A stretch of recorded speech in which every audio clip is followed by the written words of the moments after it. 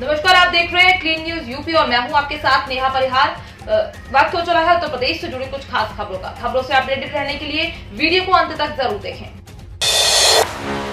योगी 2.0 दूसरी पारी में और चलेगा बुलडोजर, अब मथुरा की भी बारी। यूपी का अमरोहा जिला सीएम योगी आदित्यनाथ एक जनसभा कर रहे थे, जहां उन्होंने हमने कहा था अयोध्या में प्रभु राम का भव्य मंदिर निर्माण कार्य का प्रारंभ कराएंगे। मोदी जी ने कार्य प्रारंभ करा दिया है। अयोध्या में राम मंदिर बनने से खुश हैं और अभी काशी में भगवान विश्वनाथ का धाम का भी भव्य रूप से बन रहा है। आपने देख लिया ना। और फिर मथुरा वृंदावन कैसे छूट जाएगा, वहां पर भी काम भव्यता के साथ आगे बढ़ चुका है। इसके बाद 2 फरवरी को सीएम योगी ने एक ट्वीट किया, जिसमें फिर से मथुरा का जिक्र किया।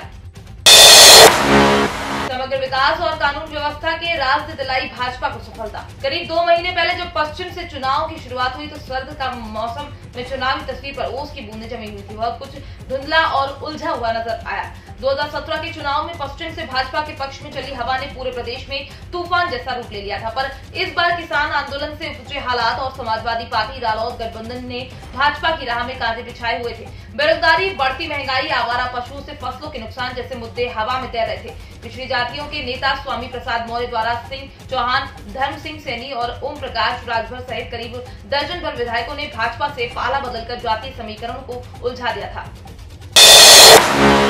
देश में पिछले 24 घंटों में कोरोना के 4194 केस दर्ज, 255 लोगों की मौत। देश में जानलेवा कोरोना वायरस महामारी के अभी भी हर दिन 4000 से ज्यादा मामले सामने आ रहे हैं। देश में पिछले 24 घंटे में कोरोना वायरस के 4194 नए केस सामने आए और 255 लोगों की मौत हो गई। वहीं इस महामारी को मात देते हुए कल 6208 लोगों को अस्पताल से डिस्चार्ज कर दिया गया। जानिए देश में कोरोना की ताजा स्थिति क्या है। केंद्रीय स्वास्थ्य मंत्रालय की ओर से जारी किए गए आंकड़ों के मुताबिक कल देश में 6208 लोग ठीक हुए, जिसके बाद अब एक्टिव मामलों की संख्या घटकर 42219 हो गई है।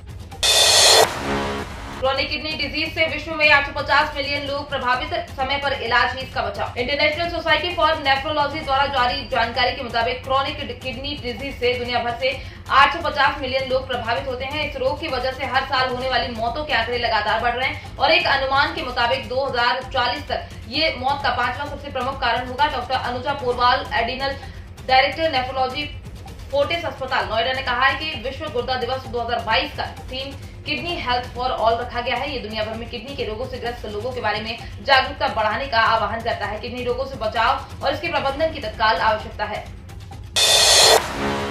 इंजीनियर लगातार कर रहे निरीक्षण। सरैया क्रॉसिंग पर 78 करोड़ 83 लाख 51 हजार की लागत से हो रहा काम। उन्नाव बैराज मार्ग स्थित सरैया क्रॉसिंग पर आरओबी का कार्य तेजी से कराया जा रहा है। जगह जगह निर्माण सामग्री पड़ी हुई है। सामग्री चोरी न हो, इसके लिए कार्यस्थल के अलग अलग 5 स्थानों पर सीसीटीवी कैमरे लगवाए गए हैं। इसके साथ ही ऑपरेटर रूम भी बनाया गया है, जहां से गतिविधियां देखी जाएंगी। लगाए गए सीसीटीवी कैमरा हाई क्वालिटी के हैं। जूम करने पर कोई भी सामग्री को अच्छे से देखा जा सकता है।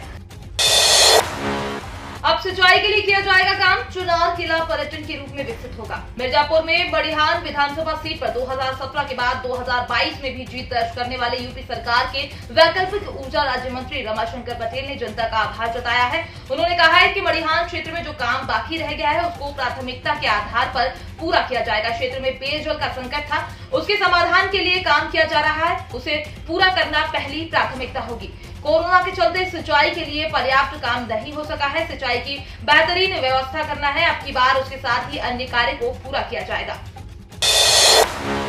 पीएम मोदी की मौजूदगी में 15 मार्च को ले सकते शपथ, शाह भी होंगे शामिल। उत्तर प्रदेश में बड़े बहुमत से भाजपा सरकार की वापसी हुई। खबर है कि सीएम योगी के चेहरे पर हुए चुनाव में जीत दर्ज कर इतिहास बनाने वाली भाजपा की नई सरकार होली से पहले शपथ ले सकती है। सीएम योगी आदित्यनाथ अपने कैबिनेट के साथ होली से पहले शपथ ले सकते हैं। खबर है कि 15 मार्च को नई सरकार का शपथ ग्रहण हो सकता है। 17 और 18 मार्च को होली है। इस दौरान सीएम मथुरा से होली खेलते हैं। इसके बाद अगले दिन 19 मार्च को योगी गोरखपुर में होली खेलेंगे। साथ ही 19 मार्च को ही विधान परिषद सदस्य की स्थानीय निकाय सीटों के नामांकन की आखिरी तारीख है। गुजरात दौरे पर पीएम मोदी। विधानसभा चुनाव पर फोकस। मेगा रोड शो में लोगों ने लगाए जय श्री राम, भारत माता की जय के नारे। उत्तर प्रदेश, उत्तराखंड, मणिपुर और गोवा विधानसभा चुनाव में जीत हासिल करने के बाद अब प्रधानमंत्री नरेंद्र मोदी का पूरा फोकस गुजरात विधानसभा चुनाव के प्रचार पर आ गया है। 5 राज्यों के चुनावी नतीजों की घोषणा के बाद पीएम ने अब 2 दिवसीय दौरे के लिए गुजरात का रुख किया है। यहाँ उन्होंने अहमदाबाद में एक मेगा रोड शो किया। इतना ही नहीं, इसके अलावा प्रधानमंत्री पंचायती राज संस्थाओं के 1 लाख से अधिक निर्वाचित प्रतिनिधियों की एक रैली को भी संबोधित करेंगे। 5 राज्यों में विधानसभा चुनाव नतीजों की घोषणा 10 मार्च को होने के एक दिन बाद मोदी पहले गृह राज्य की ये यात्रा करने जा रहे हैं।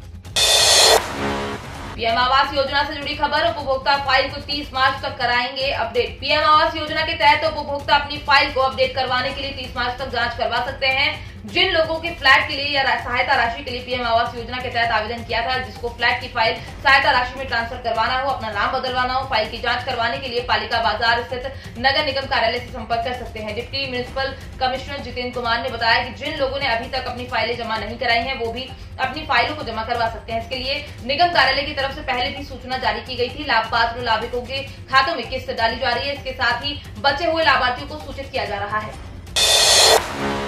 यहाँ 10वीं 12वीं के लिए बम्पर सरकारी नौकरी, कुल 3,847 वैकेंसी, 81,000 रुपए वेतन। सरकारी नौकरी की तैयारी कर रहे उम्मीदवारों के लिए कर्मचारी राज्य बीमा निगम ने बम्पर भर्ती निकाली है, जहाँ 10वीं और 12वीं पास भी इस भर्ती प्रक्रिया में शामिल हो सकते हैं।